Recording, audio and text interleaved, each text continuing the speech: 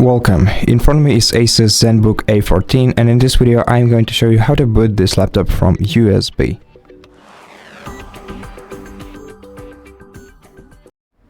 To do that, first make sure that the bootable USB device is inserted into the USB port, which is located next to your monitor on the left edge of your laptop.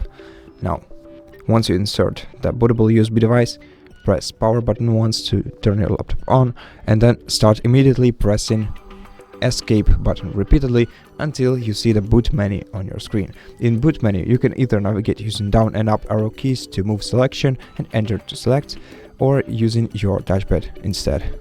Here, select the UEFI device in order to boot your device from USB.